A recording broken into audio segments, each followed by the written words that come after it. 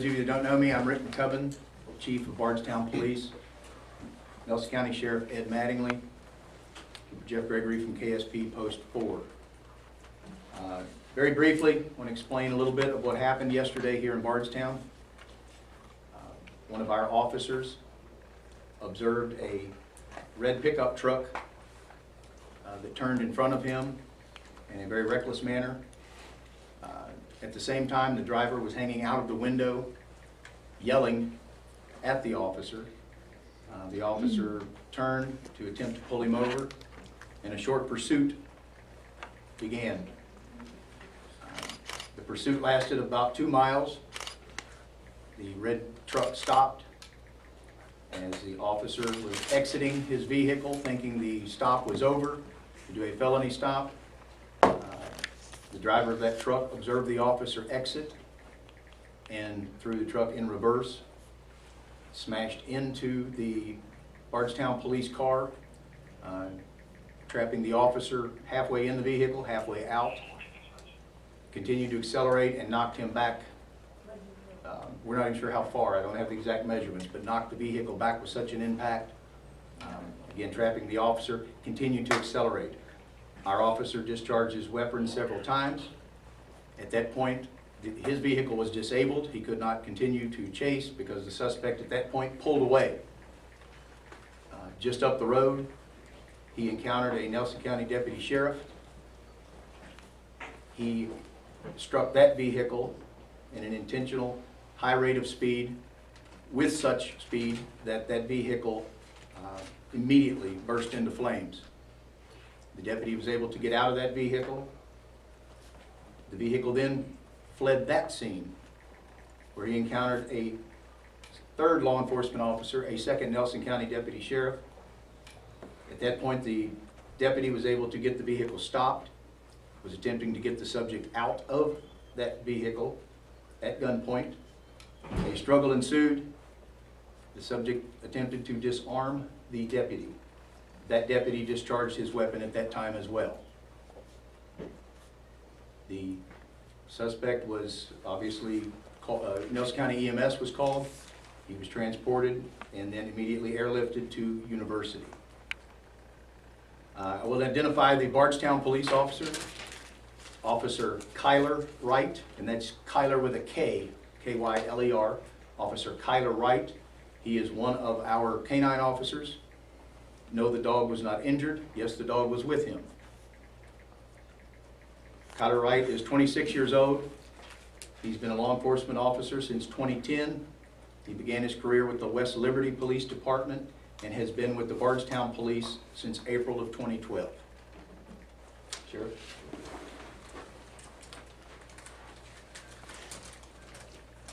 I just want to recognize the Fenwick family, and my thoughts and prayers go out with them in this tragedy. I want to inform you of who the two deputy sheriffs were that worked for the Nelson County Sheriff's Department. Sergeant Jason Allison, who is a team leader. He is 42 years old, and he started his police career in Lebanon, Kentucky, and transferred to Nelson County, where he's been with us for 10 years. Deputy Brian Voils, V-O-I-L-S. He is 35 years old, and he also has 10 years with our agency and transferred from Lebanon, Kentucky. Deputy Voils is the officer that discharged the weapon, and Jason Allison's cruiser is the one that was burned. I would like to inform the public and inform the media that these officers are good men. They've served our community well. They don't have a history of any disciplinary action. Sergeant Allison is one of the finest men we have, and he is a team leader with our department. And Brian Voils is a instructor for our firearms. They both have children. Deputy Allison has 2 children, and Deputy Voils has 1. They're in the career of serving the community, and they have done their job and what they were supposed to do and what they were trained to do. And I'm here for their families. Their parents are concerned for their well-being. Their wives are very tearful, and at the end of the day, they have to live with these actions. And they are human, and they are Christian, and they are worried and will worry and will suffer from the actions of this perpetrator. And I hope that everybody in the public realizes that police officers are human and that they have feelings and emotions just like everyone else. And I'm here for them, and I'm here for their families, and I'm here for the public, and I will do what it takes to come to a peaceful resolution of this.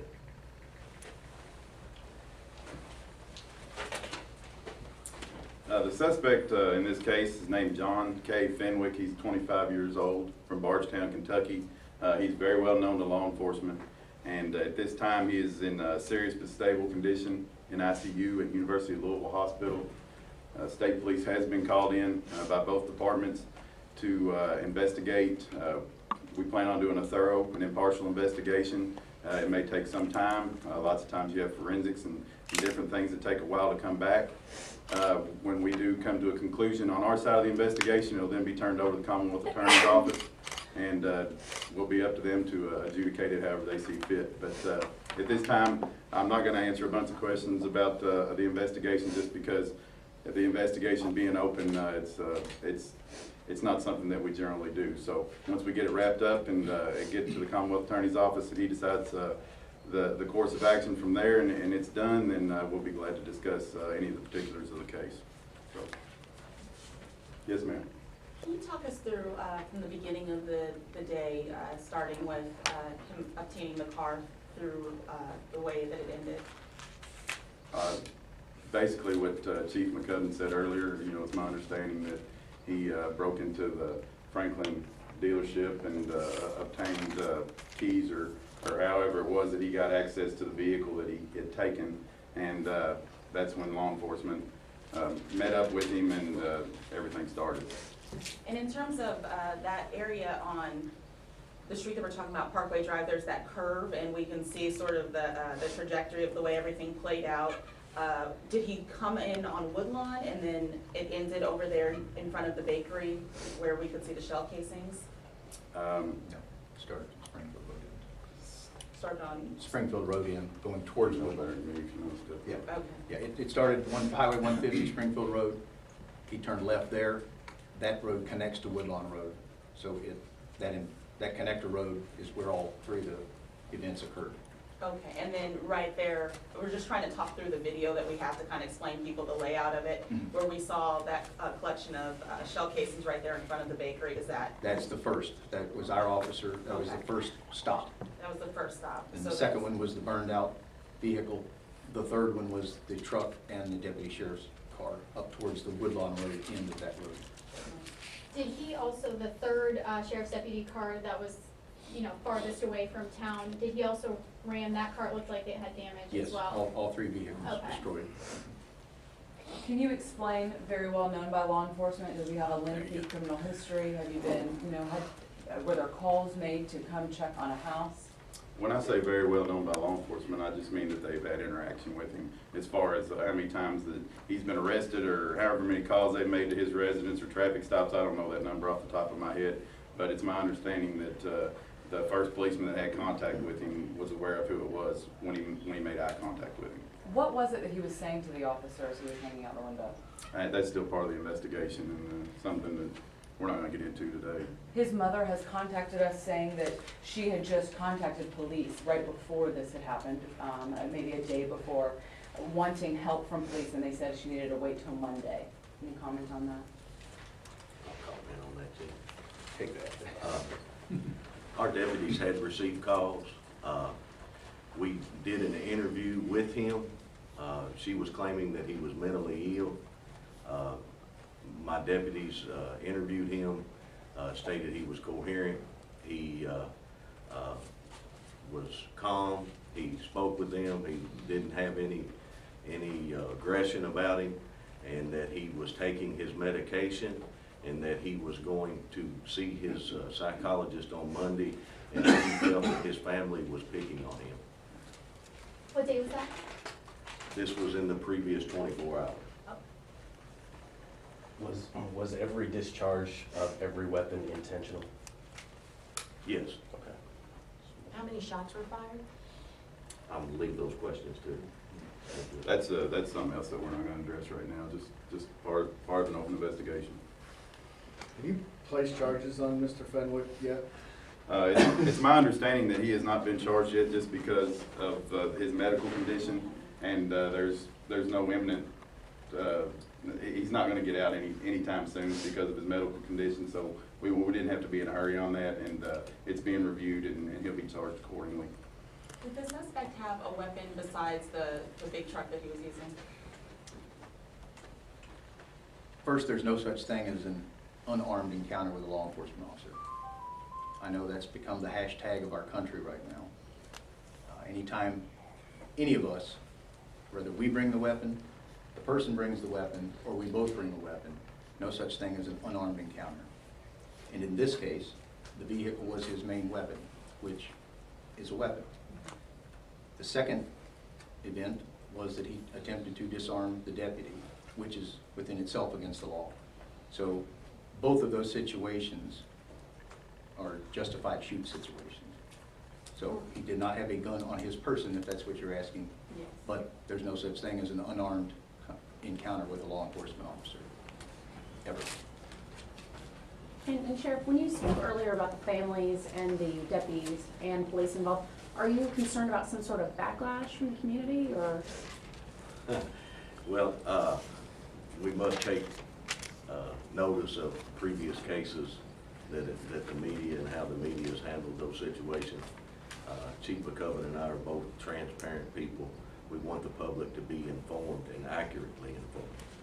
And we do not want trouble. We are glad that he is white, and we shouldn't have to be worried about that. And we do not want any backlash or violence in this community because people have been misinformed. I think that the public needs to know how the criminal justice system works and that what officers are able to do. And the media has not done a very good job of informing the public, and the public is not educated on how the system actually works. And we don't want those type of troubles in our community. We're upfront, open. The state police must continue to investigate the case. It's not going to happen tomorrow. There's not going to be a conclusion tomorrow, and we have to let them do that. We have given plenty of indication as to what's happened without causing any conflict with the Kentucky State Police investigation. And Chief McCoven and I just want the public to know that our guys are out here working, doing what they're supposed to do, and this is a terrible thing that's happened, but it's part of the job. And we have a job to keep the public safe, and we have a job to keep the public informed, and that's why we're here today. I would assume there's dash cam footage and that you are keeping that close to Everything the Kentucky State Police has on the investigation is, that will be something that they're handling. And both Rick and I both contemplated working the case ourselves, and just to make sure that everything is open, we contacted the Kentucky State Police to work the case for us. And we're trying to be transparent, get the information to you as we can. And I just want to reiterate that my guys have a lot on their plate, and they're on administrative leave, and it's paid. And I would ask that you all respect their privacy and give them time to get through this. Sheriff, I'm sorry, would you just be able to clarify for us, because we did report that there wasn't dash cam footage, and if there is, that's something we need to correct. You're going to have to address those questions to the Kentucky State Police. Carmen, to be honest with you, I haven't spoken to my detectives in depth that much about what kind of evidence they had taken, so I don't know the answer to that. So that's, you know, that's something that's still part of the investigation, just like how many shots were fired or anything like that. We're not gonna talk about it anyway, so, I mean, But couldn't you say if the cruisers have dash cams in them? I don't know if they're equipped with it or not. I do not, the Nelson County Sheriff's Department does not have any functioning, we're not owners of any camera footage. I do know that some of our deputies carry footage for their own protection. Chief, do you know what time the break-in happened at the dealership? The best we can tell, approximately 7 a.m. We did not receive an alarm. We do not know why, but the alarm company for that company failed to notify Nelson County Dispatch, so we had no idea that the burglary had even occurred. We weren't even looking for a red truck at all. He brought attention to himself. Had he just made that left and not done that in a reckless manner and kept his mouth shut, it probably wouldn't have ended the way it did, because we weren't looking for him. And Chief, can you kind of talk to us about that? I mean, just the narrative that the dealership's given to us about what he did, busting through the door, stealing the keys, then clearly trying to attract the attention of law enforcement, not seeming to make any effort to hide what he'd been doing. Is this somebody who was looking for trouble this day? Well, I think as the sheriff alluded to, he has issues. So to try to get inside his head, I think we've all tried to do that to help that family out. We don't know what his mindset was. We don't know if he intentionally did that, as you mentioned. He very well may have. Or if just his mental status at that time told him to do something else. We don't know, to be very honest with you. And we're heading into National Police Week. It's just started, a time where nationally officers come together to reflect and often to mourn the number of people put in harm's way every single day. You yourself just added another name to the memorial last year.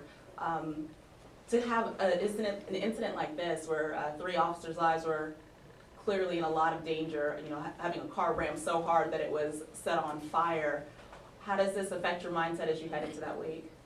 Well, I'm leaving today for Washington, D.C. Many of us are actually this week. And it sadly illustrates the time we're going through right now, all across the country. Saturday night, 2 Hattiesburg policemen gunned down. I think we're down below 50 hours. I've used it before, every 57 hours, but I think we're down below that, I believe. It's just a violent time right now, a very violent time. And, you know, we are coming up on the 2-year anniversary of losing our officer here in our community. We're traveling to Washington to honor a couple of hundred other officers, men and women who died this past year. And then to have a quiet Sunday morning on Mother's Day, when everyone was trying to cook breakfast and for their mom and enjoy the day, to have this happen, it's the real world. It's what we're facing. Bardstown, Kentucky, or Baltimore, Maryland. Population's the only thing that's different, sadly, across the country right now. The mindset is I don't even know how to get in that head, to be honest with you. But there are a lot of issues right now. And this comes at a time that you're looking at an uptick of crime in the community. You put out there how you're working to kind of get a handle on that before, I don't know, it gets out of control. Do you believe this is at all connected to it, or does it just reflect an overall change the community's going through? You're right. It's just one of many examples. It's reflective of what we've been talking about for the last 2 weeks. The sheriff and I were talking that the last 2 weeks in our community, Bardstown, Nelson County as a whole, has been just off the hook. Drugs have a nexus to everything we do, sadly, and we're not immune to that. Bardstown, Kentucky's no different than any other community, but sadly we are seeing that. You know, we are working, doing what we can do with families. It's bad when families are so bad that we are the last resort. But we're doing everything we can, but our hands are rather tied criminally. In other words, if they're not committing a criminal act, there's not a lot the police can do. We can help try to get the person in the system. We can try to get them rehab. I know we do it. The sheriff's office does it. I have it in my own family. I don't care to tell you. I sympathize with what families are going through because I know exactly what they're going through. But that still doesn't give us an excuse. But it's a reason that we're seeing so much crime, and violent crimes too. Not your crimes against properties, but your crimes against persons right now. It's really at an all-time level. You know, I told somebody I was policing in the west end of Louisville in the 1980s when crack hit the streets, 28 years ago, and I thought, man, it can't get any worse than this. But I was wrong. This is a very bad time in society as a whole, and you know, we can't just arrest our way out of it. We know that. We don't want to. None of these three agencies want to do that. But we don't have the answer yet either, I'll be quite honest with you. And in the meantime, we have incidents like what occurred yesterday. It's just solidifies everything that we say when we try to tell our community, this is real. And then you wake up on a Sunday morning and things like this happen. So, Do we think we need more help for people with mental illnesses in the community? oh, I think Are we there do. more or treatment I think it's- options available for them? Sure. You know, we have that problem here. You know, our hands are tied sometimes, and as I mentioned just a moment ago to Carmen, you know it's bad when mom or dad call us, you've got to help me, with their own kids or family members. But yeah, the mental issues, we both sit on a board working with the higher ups, trying to come up with ways to help. Because again, we don't want to arrest our way out of it. We can't. But there's got to be somewhere to get a lot of these folks help, especially the ones that are addicted to drugs. We know they don't want to be on drugs. We know that. But you know, an addiction's a mean thing. So. How many beds are there available as far as for people with mental health issues? I wouldn't have any idea, Mr. Sheriff. Not enough. Not near enough. Sheriff, can you just talk about a little bit about the struggle and the position that you're in if a family member reaches out to you saying, I've got concerns about this person, yet you follow up with that person and you can't identify an immediate threat? Well, what you have to remember is that individual has rights, and we have to have probable cause. If we got into a situation where you came up and said, that guy's crazy, take him to the hospital, you know, we can't just operate off of that. The officer, to make an arrest, has to witness those things. And in this particular situation, he did not witness those things in order to take him into custody. And, you know, that process is a whole other process itself. And we're seeing a whole lot of drug addiction that turns into mental illness, or is classified as mental illness now. And to differentiate between the two, you just don't know. Chief, I want to try to get the dogs right. The canine was Ace in Tyler Wright's vehicle, Officer Wright. Zeus. Zeus is Tyler Zeus is handler. And considering, I guess, what happened with Officer Satterley last year, have you all encouraged any type of counseling or physical therapy for the officers involved or hurt? Well, since losing Officer Ellis, we've made some things mandatory for our officers, yes. I don't want to get into too deep on that, but with respect to the officers, but yes, we have made changes to help our personnel through, you know, times like this. Any other question? Okay, thank you all.